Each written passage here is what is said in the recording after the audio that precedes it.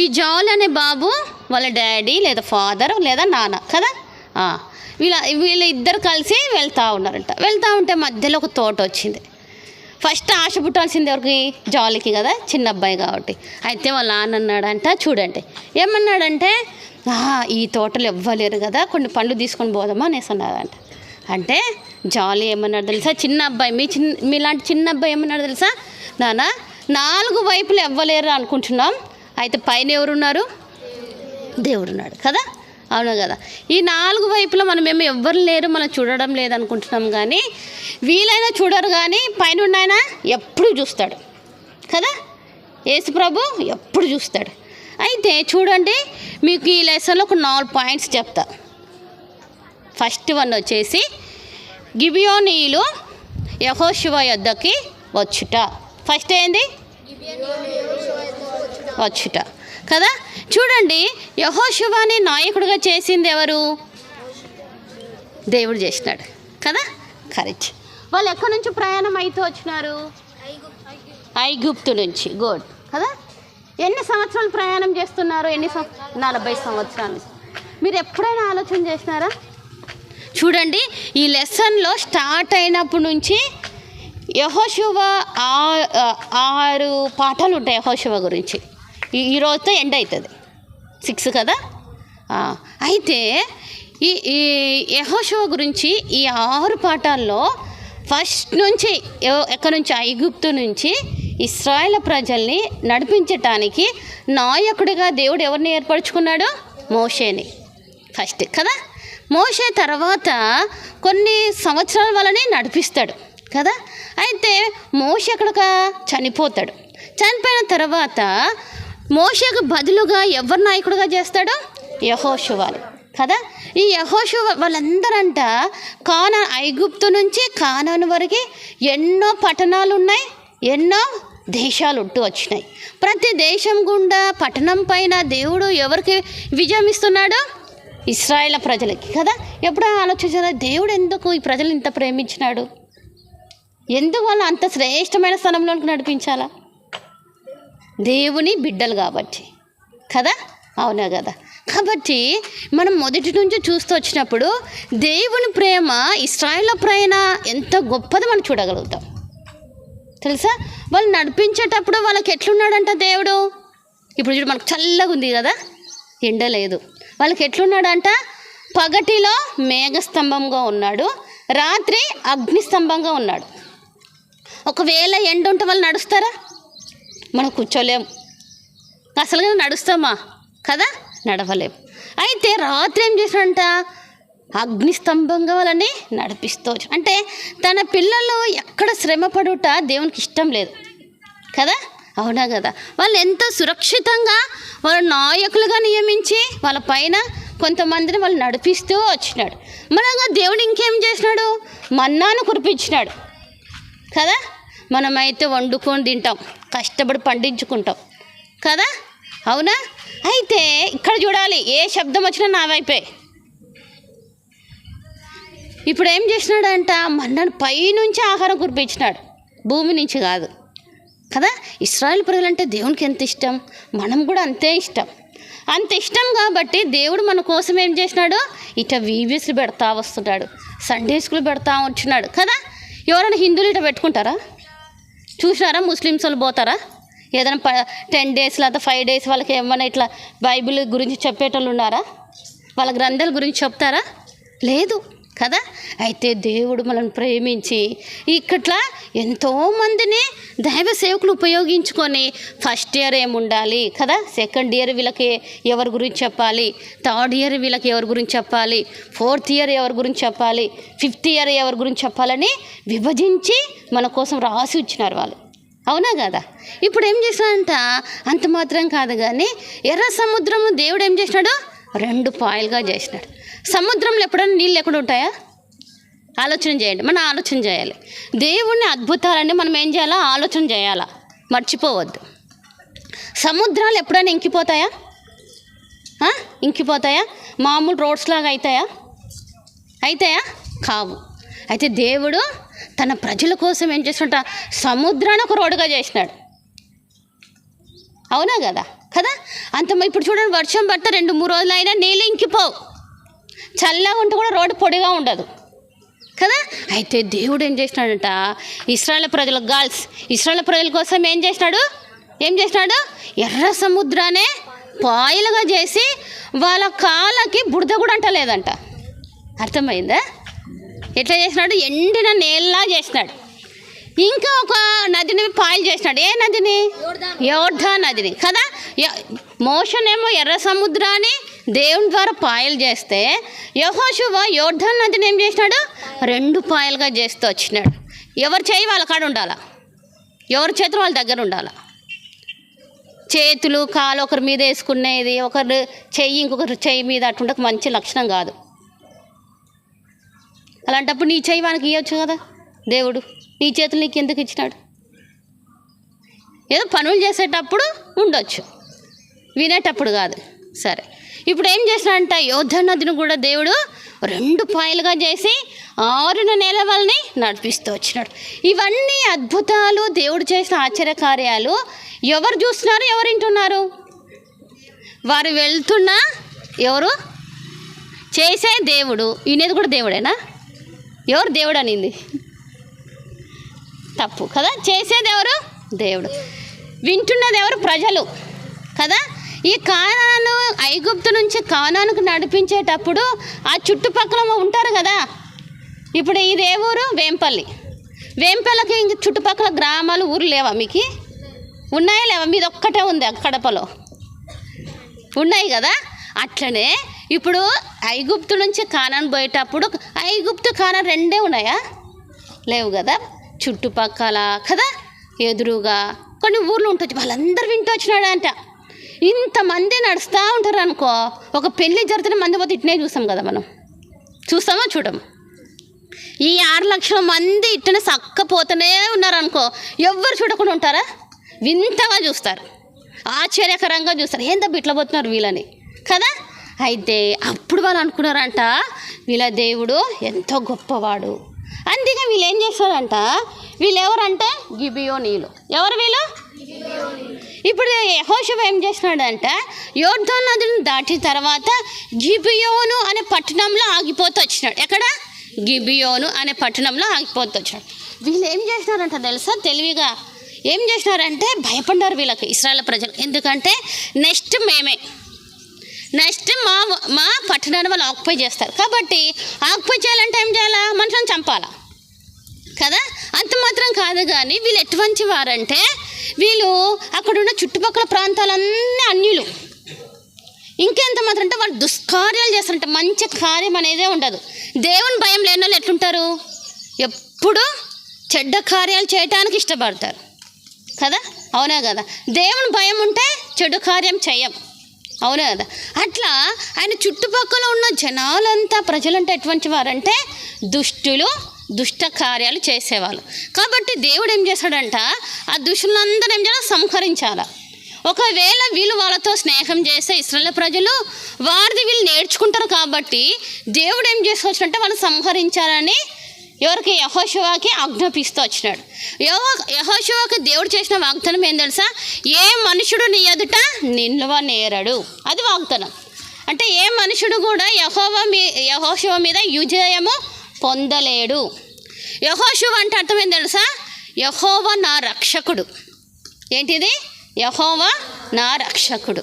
కాబట్టి ఈ గిబియోనీయులు ఏం చేస్తూ వచ్చినారంట, నెక్స్ట్ మనం చంపుతాడు యెహోషువ కాబట్టి మనం ఏదన్నా ఒక ఉపాయం అంటే అదేంటంటే దుర్యాలోచన. అంటే మంచి ఏం చేసినారంట, వాళ్ళ ప్రాణాలు వాళ్ళు కాపాడుకునటానికి కుయుక్తిగా యెహోషువ దగ్గరకు వచ్చినారు. ఎట్లా వచ్చినారు తెలుసా? పాత బట్టలు వేసుకొని, తెలుసా మీకు? తెలుసు కదా. పాత బట్టలు వేసుకొని, పాత చినిగిపోయిన చెప్పులు వేసుకొని కదా, వాళ్ళ మూటలో ఏం చేసినారంట, చినిగిపోయిన అట్లా పెట్టుకొని, వాళ్ళ ఆహారం ఎట్టుంది తెలుసా? బూజు బట్టి అట్లా. అంటే పాతలు అంటే ఎక్కడి నుంచో దూరం నుంచి ఎన్నో దినాలు ప్రయాణం చేసి నడుచుకుంటూ వస్తే ఎంత అలసిపోతారో అట్లా వచ్చినారంట. ఎవరి దగ్గరికి? యెహోషువ దగ్గరికి. వాళ్ళు ఉండేదేమో పక్కనే, వాళ్ళ వేషమేమో ఎంతో దూరం వచ్చినట్లు వస్తున్నారు కదా. పాత శబ్దం అవుతుంది ఇక్కడ. ఇప్పుడు ఏం చేస్తారంటే పాత బట్టలు వేసుకున్నారు, పాత గోనె బట్టలు. అప్పుడేమో మనకు క్యారేజెస్ ఉంటాయి కదా, ఇక్కడైతే వాళ్ళు మూటలోనే తెచ్చుకున్నారు కదా. వాళ్ళ ఆహారం ఎట్లుంది, బూజు పట్టింది, వాసన, చెడు వాసన, అవన్నీ చూపించి యెహోషువ దగ్గరికి వచ్చినారు. యెహోషువ దగ్గరికి వచ్చినప్పుడు వాళ్ళు ఏమన్నారంట, మేము ఎంతో దూరం నుంచి వస్తున్నాం, కాబట్టి మా మీద నువ్వు కనికరించి ఏం చేయాలి తెలుసా, మాకు ఒక వాగ్దానం చేయాలా. ఏ వాగ్దానం చేయాలా, మనని చంపొద్దు. ఏమని అడుగుతారు వాళ్ళు, మనల్ని చంపొద్దు అనేసి. యెహోషువ వాళ్ళని చూసి జాలిపడినాడంట. అయ్యో వీళ్ళు ఎంతో దూరం నుంచి వస్తున్నారే కదా, వాళ్ళ మొక్కలన్నీ వాడిపోయినాయి, మనం ఒక్కరోజు స్నానం చేయకుంటే ఎట్లుంటుంది, వాసన కదా. ఇంకేముంటుంది, మొక్కమంతా వాడిపోతుంది, సాయంకాలంకే వాడిపోతాం మనం కదా. వాళ్ళు మొక్కలు చూసి ఎట్టనో ఉన్నాయంట. అంటే నిజంగా వాళ్ళు ఎంతో దూరం నుంచి వచ్చినట్ట చూపిస్తున్నారు కదా. వాళ్ళ బట్టలన్నీ చినిగిపోయినాయి, వాళ్ళ చెప్పులు కూడా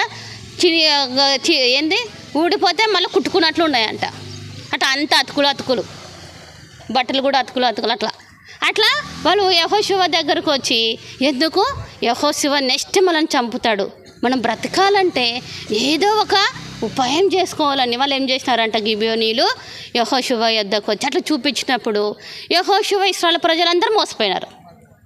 ఏం చేశారు, మోసపోయి వాళ్ళకు ఒక వాగ్దానం ఇచ్చినారు, మేము మిమ్మల్ని చంపము అనేసి. అట్లా అయిన తర్వాత ఒక 3 డేస్కే ఏమైందంటే, ఒక 3 డేస్కే ఇక్కడ ఎవరని చెప్పినా గిబియోనీ, ఇక్కడ ఎవరు, గిబియోనీ. తర్వాత ఏం చేసి వచ్చినారంటే 3 రోజులకే ఇప్పుడు ఏంటంటే నెక్స్ట్ ఫస్ట్ పాయింట్ ఏంది, గిబియోనీలు యెహోషువ యొద్దకి వచ్చుట కదా. సెకండ్, గిబియోనీలు యెహోషువకి సేవకులగుట. ఏంటిది, పూర్తిగా చెప్పాలి, సేవకులగుట కాదు, గిబియోనీలు యెహోషువకి సేవకులగుట. గుడ్. ఇప్పుడు ఏం చేసినారంటే 3 రోజుల తర్వాత వెంటనే తెలిసిందంట. ఏమని తెలిసింది తెలుసా, ఏమని తెలిసిందంటే వాళ్ళ పక్కనున్న వాళ్ళని తెలిసిపోయింది. ఎవరు తెలిసింది, యెహోషువకి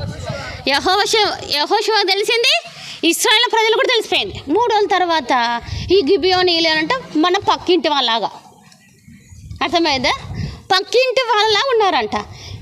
అప్పుడు అన్నాడంటే యెహోషువ, ఎందుకు మాతో అబద్ధం ఆడినారు మీరు, అందుకే దేవుడు ఏమనంటే దేవుని యొద్ద సెలవు తీసుకొని వాళ్ళు వాగ్దానం చేయాలి కదా.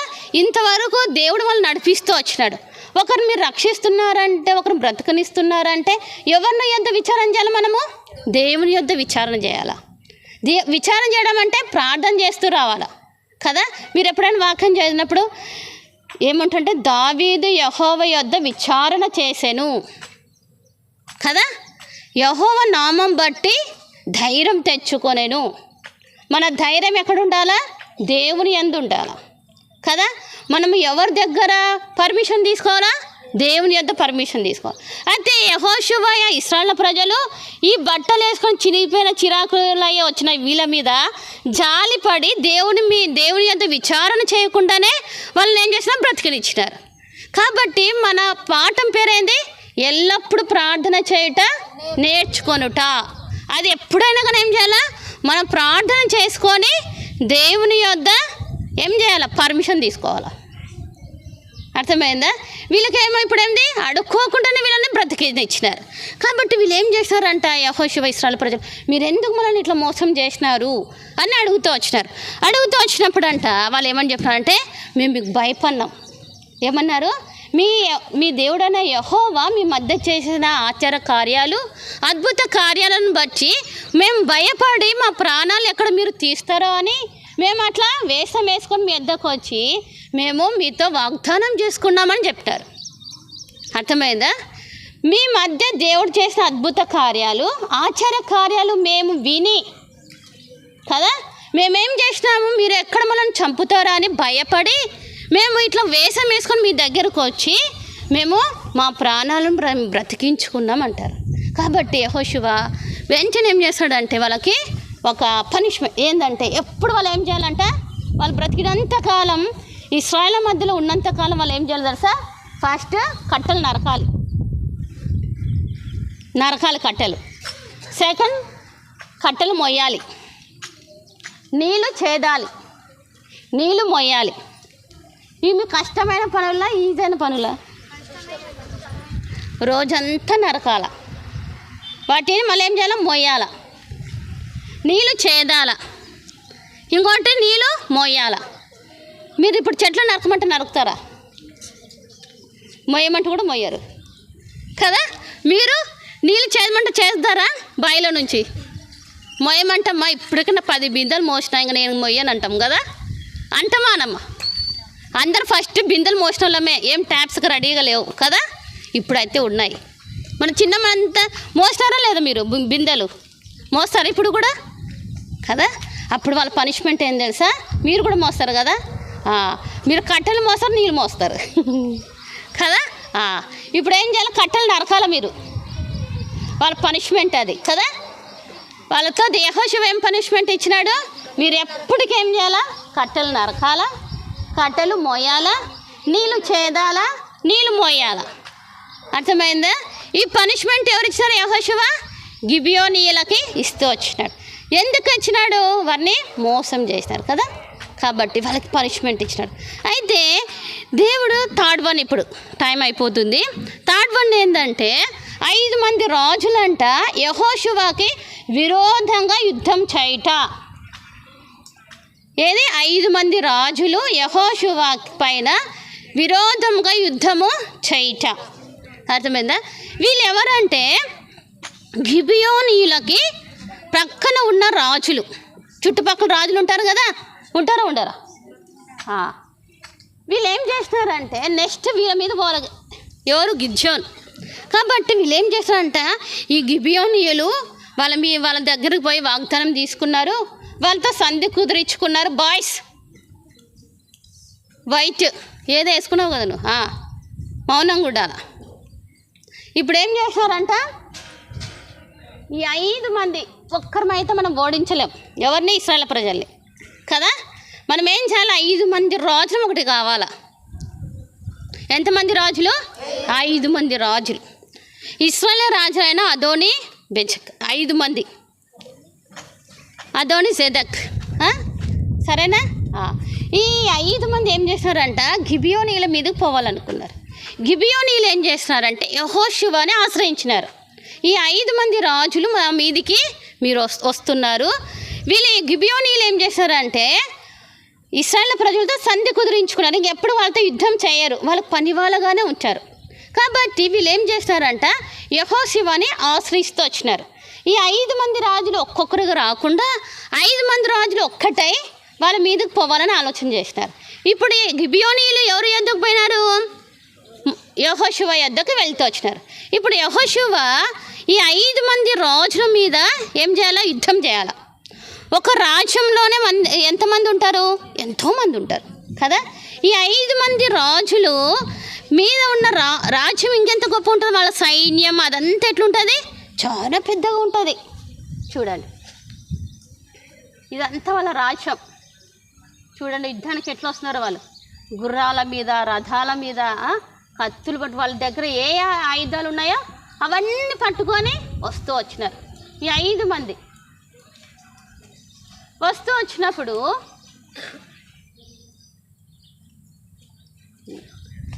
ఇప్పుడు థర్డ్ పాయింట్ ఏం చెప్పిన మీకు? 5 మంది రాజులు యుద్ధము చేయట కదా. ఇప్పుడు ఏం చేస్తాడంట యెహోషువ, ఈ 5 మంది రాజులతో యుద్ధం చేయాల. ఎంతమంది రాజులతో? రాజులతో, వాళ్ళ రాజ్యాంగంతో కూడా. ఒక్కొక్క రాజుకు ఒక రాజ్యాంగం ఉంటుంది కదా. ఆ శత్రువుల పైన ఏం చేయాలా? యుద్ధం చేయాల. కాబట్టి యెహోషువ ఏం చేస్తాడంటే, ఒకరోజు సరిపోవడంలా వాళ్ళ మీద యుద్ధం చేయాలంటే. 5 మంది రాజులు కదా. కాబట్టి దేవుడు ఏం చేయాలని ప్రార్థన చేసినాడంట, ప్రభయ గిబియోని ఏం చేయాలి? సూర్యచంద్రుని ఆపు. ఒకరోజు ఏ దాని మీద ఆధారపడి ఉంటుంది? సూర్యుని మీద రోజంతా ఆధారపడి ఉంటుంది, రాత్రి చంద్రుని మీద ఆధారపడి ఉంటుంది. ఇది ఏం చేస్తే ఒకే చోట్ల ఉంటాయా, నిలబడుకొని ఉంటాయా అట్టనే కదా? అవేముంటుంది, మూవ్ అవుతూ ఉంటాయి కదా, ఉదయిస్తాయి, ఇట్లా పైకి వస్తుంది, మళ్ళీ వెళ్ళిపోతుంది సూర్యుడు. తర్వాత ఏం చేస్తాడు, చంద్రుడు ఉదయిస్తాడు కదా, అవునా కదా? అట్లా అందుకంట రోజు సరిపోలేదని యెహోషువ ఏం చేస్తాడంట, ప్రార్థన చేస్తూ వచ్చిన. అప్పుడు దేవుడు ఏం చేసినాడంట, యెహోషువ సూర్యచంద్రులను ఆపుట. 4వ పాయింట్, యెహోషువ సూర్యచంద్రులని ఆపుట. ఫస్ట్ది ఏంది, వచ్చుట. రెండోది సేవకులు అవుట. Third one good. Fourth one ఆపుట కదా. ఎందుకు ఆపినాడు? ఈ రాజ్యాలు 5 మంది రాజులు, 5 మంది రాజ్యాంగం, వాళ్ళ సైన్యం ఎంత గొప్పగా ఉంటుంది కదా.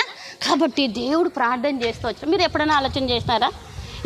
దేవుడు ప్రార్థన చేస్తూ, ఒక్క వ్యక్తి ప్రార్థన చేస్తూ వచ్చినప్పుడు దేవుడు ఎవరిని ఆపినాడు?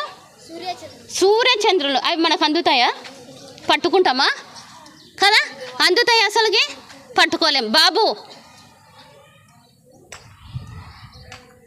ఆపుతామా? ఆపలేం. అయితే యెహోషువ ప్రార్థన చేస్తూ వచ్చినప్పుడు ఎవరు ఆపినారు దాన్ని? దేవుడు కదా. చూడండి, ఒక వ్యక్తి మాటను దేవుడు ఎంత విన్నాడు. ఒక వ్యక్తి మాటని లేదా ఆయన ప్రార్థనని దేవుడు విని సృష్టిని ఆపినాడు. ఆయన సృష్టిని ఆపిన వ్యక్తి ఎవరు? ప్రార్థన ద్వారా ఆపిన వ్యక్తి ఎవరు? యెహోషువ కదా. ఆ శక్తి ఎవరు ఇచ్చినారు? దేవుడు ఇచ్చినాడు. మనం చూడండి, మనం ఎప్పుడైనా ఆలోచన చేస్తే దేవుని కార్యాలు ఎంతో గొప్పవి కదా. సముద్రం ఆపినాడు, ఇంకా సూర్యచంద్రులను ఆపుతూ వచ్చినాడు, మనుషుల పైన విజయం ఇస్తూ వచ్చినాడు, మనుషులనే సంహరిస్తూ వచ్చినాడు. వీళ్ళ కోసం 5 మంది రాజులను కూడా సంహరించినాడంటే యెహోషువ. తన రాజ్యమంతా చంపేసినాడు. ఇంకేం తెలుసా, కత్తితో చంపబడిన వాళ్ళకంటే వడగండ్ల చేత చంచబడిన వారు ఎంతమంది అంట. వడగండ్లు, వర్షం పడుతుంది కదా, రాళ్ళ వర్షం లాగా కదా, ఐస్ గడ్డలు. గుడ్ కదా. ఆ ఐస్ మీద పడితే ఎవరైనా చనిపోతారు, చిన్న చిన్నవి రాళ్ళు పడితే. నేను చెప్పాను కదా, ఆకాన్ని ఎట్లా చంపినారు? రాళ్ళ చేత. ఎంత స్పీడ్గా వేసింటే ఆకాన్ని రాళ్ళతో చచ్చిపోయింటాడు. ఎప్పుడో మీరు ఆలోచన చేసినారా? రాళ్ళతో ఇట్లా కొట్టుకునేది వేరు, విసిరి వేసేది వేరు, కోపంతో చచ్చిపోవాలని కదా. ఎంత దెబ్బ, ఒక్క రాయి వేసినా మనం సహించుకోలేమే. రాళ్ళతో చంపబడినాడు, చచ్చిపోయినాడు అంటే ఎంత భయంకరం. కారణం ఏంది? పాపం కదా.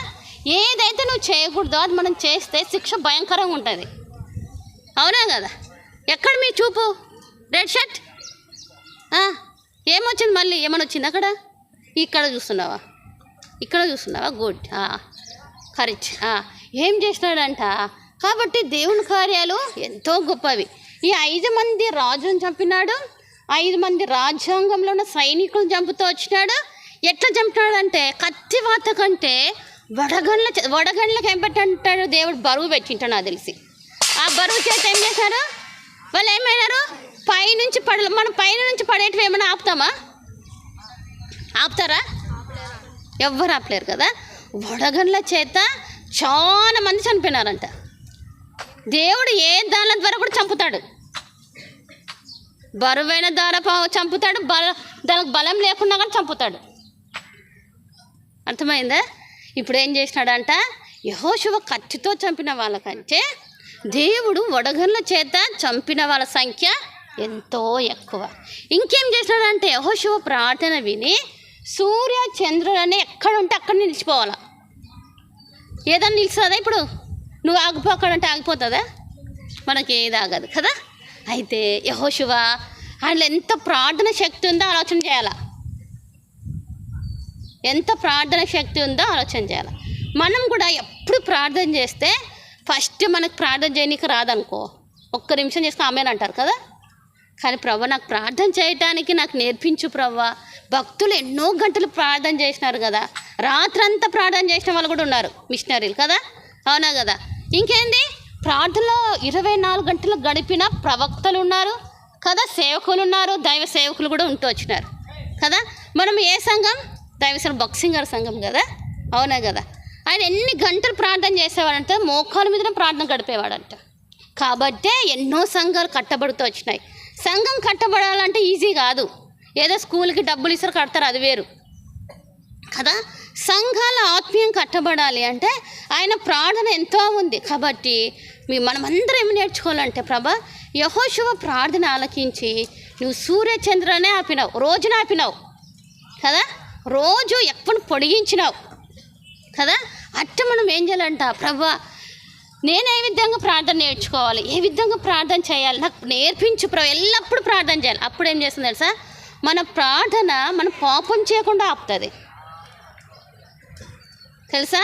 మన వాక్యము ఏం చేస్తుంది తెలుసా, ఏది చేయకుండా మనం ఆపుతుంది. మన జీవితంలో ప్రార్థన వాక్యం అనేది ఇప్పుడు ట్రైన్ టూ వే దాని మీద పోతుందా, ట్రాక్స్ మీద పోతుందా. మన జీవితం కూడా ప్రార్థన వాక్యం అనే ట్రాక్స్ మీద పోతా ఈక్వల్గా పోవాలా. అది తక్కువ ఉంటుంది, ఇది ఎక్కువ ఉంటుంది, ఇది ఎక్కువ ఉంటుంది, అది తక్కువ ఉంటుంది. అట్లా ఉండొద్దు. రెండు ఈక్వల్గా పోతూ వచ్చినప్పుడు మన జీవితాన్ని దేవుడు ఎంతో ఆశీర్వదిస్తాడు.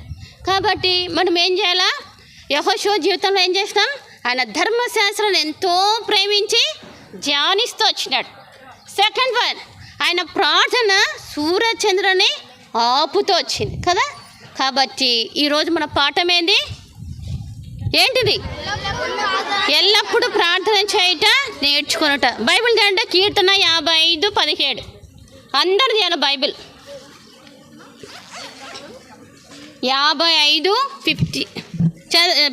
55:17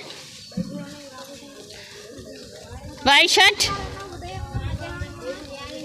బైబిల్ది పైన పెట్టుకో. బైబిల్ వన్ కూడా చూపాయి.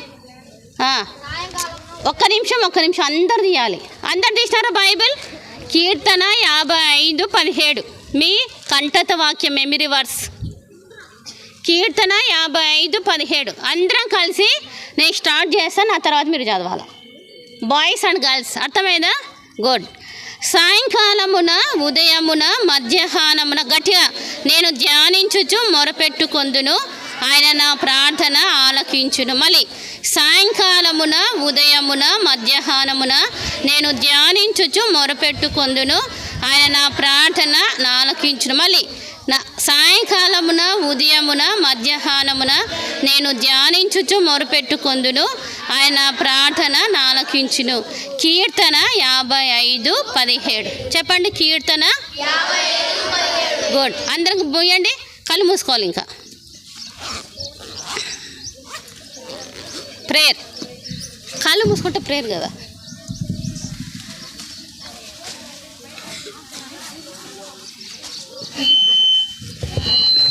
ఉండాలి, అందరు నీళ్ళు డౌన్ చేయాలి, చేతులు జోడించాలి, బైబిల్ చేతిలో పట్టుకోవాలి. నేను కూడా పట్టుకుంటా, మీరు కూడా పట్టుకోండి.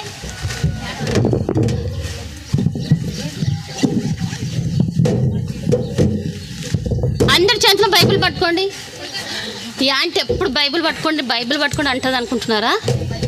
నన్ను కూడా పట్టుకోమన్నారు ఒక అంకుల్, అందుకే చెప్తున్నా. నన్ను కూడా ఒక దైవ సేవకుడు చెప్తా బైబిల్ పట్టుకున్నాడు, అందుకే మీకు చెప్తున్నా. సరేనా?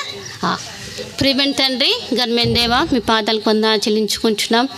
ఎంత నమ్మదైన దేవుడో ప్రభా, మీ అందరితో మీరు మాట్లాడుతూ వచ్చినందుకే వందనాలు చెల్లించుకుంటున్నాం. యెహోషువ యొక్క జీవితాన్ని బట్టి వందనాలు. ఏ విధంగా నీ ధర్మశాస్త్రాన్ని ప్రభా ప్రేమిస్తూ ధ్యానిస్తూ వచ్చినాడు. అంత మాత్రం కాదు కానీ తన ప్రార్థన జీవితాన్ని మీరు ఆలకించి ప్రభా సూర్యచంద్రులను ఆపగలుగుతూ వచ్చినారు. ప్రభా మనుషులన్న నీ ప్రజలంటే మీకు ఎంత ఇష్టమో నాయన, నీ అధికారాన్ని వాళ్ళకు అనుగ్రహించే దేవుడిగా మీరు మాకున్నందుకు వందనాలు. ఇటు గొప్ప ధన్యత నీ బిడ్డలుగా మనల్ని మీరు చేసుకున్నందుకై వందనాలు చెల్లించుకుంటున్న మా ప్రియ బిడ్డలందరూ ప్రభా తమ హృదయాలను మీకు అర్పించిన వారై మీరు నిజమైన దేవుడను వాళ్ళు ఎరగటానికి నీ కృపను అనుగ్రహించండి. మేము కూడా సాయంకాలమున, ఉదయమున, మధ్యాహ్నమున ప్రభా మేము నీ వాక్యాన్ని ధ్యానించిన వారమే, ఎల్లప్పుడూ ప్రార్థనలో గడిపే వారంగా మనల్ని మీరు చేస్తురమ్మని వేడుకుంటున్నాం.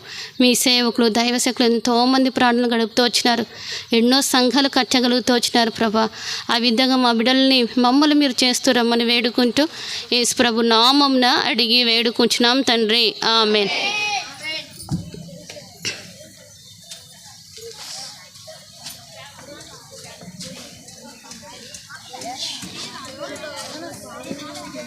మీ మీ గ్రూప్స్కి మీరు వెళ్ళిపోండి. బాక్స్ ఎవరు తీసుకోవద్దు, మీ టీచర్ వచ్చి తీసుకుంటారు. మీ అంకుల్ టీచర్ వచ్చి తీసుకుంటారు.